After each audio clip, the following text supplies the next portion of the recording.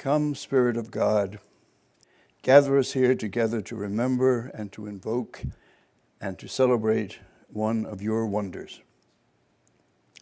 Born in the old Georgetown Hospital, just down the hill from where we now sit, Anne Estelle Patrick was the eldest of 6 sisters, grew up happily in Tacoma Park, Maryland, and entered the Sisters of the Holy Names of Jesus and Mary in 1958 to become a sister.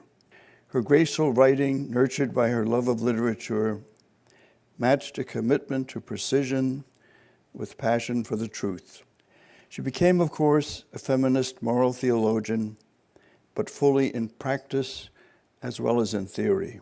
The warmth and humor that were indeed characteristic of her as both person and scholar, the ability to teach effectively, and indeed she taught me so much about her church over those years.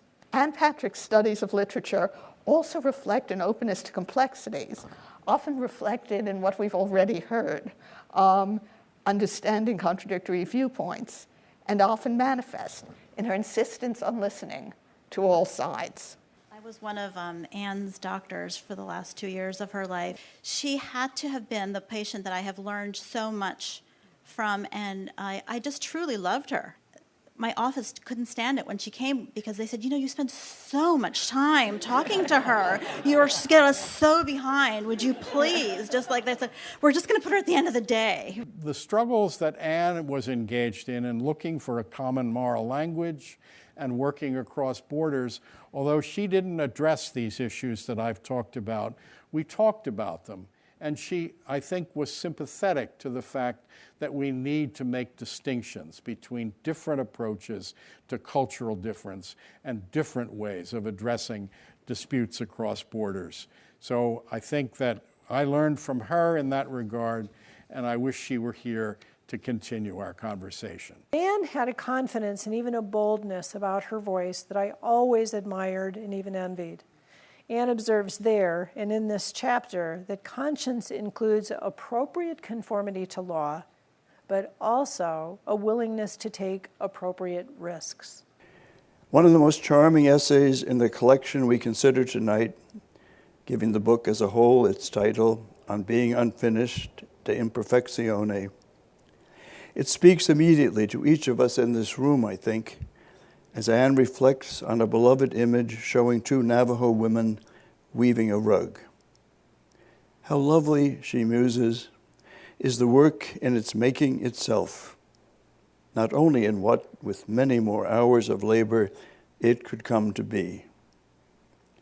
But let me call attention to a further sense of the beautifully unfinished, not simply in the process, but in its final state.